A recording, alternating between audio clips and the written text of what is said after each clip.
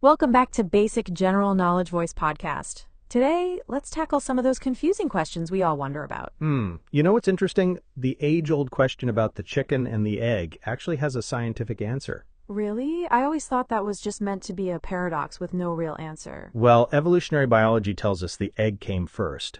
A bird that wasn't quite a chicken laid an egg that hatched into the first chicken. That's fascinating. Speaking of scientific classifications, what's the deal with Pluto? Planet or not?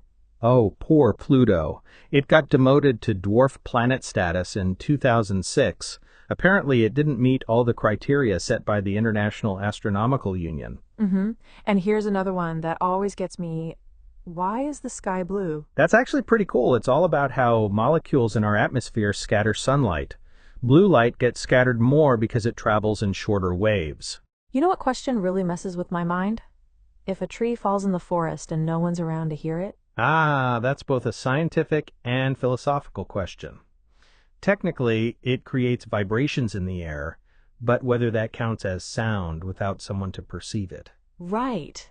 And here's a trick question. What's heavier, a pound of feathers or a pound of bricks? They're exactly the same. People just get confused because bricks are denser than feathers. Oh, here's something I've always wondered. Why do we call WW when it looks like two V's? That's historical, actually. Originally, it was written as two U's joined together.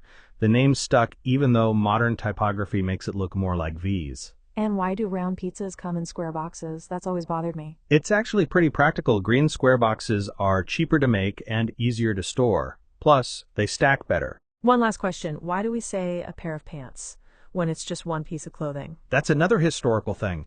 Pants used to be two separate leg pieces that were sewn together. The name just stuck around. These answers really show how many things we take for granted have logical explanations. Absolutely. It's amazing how science and history can explain so many of these seemingly puzzling questions.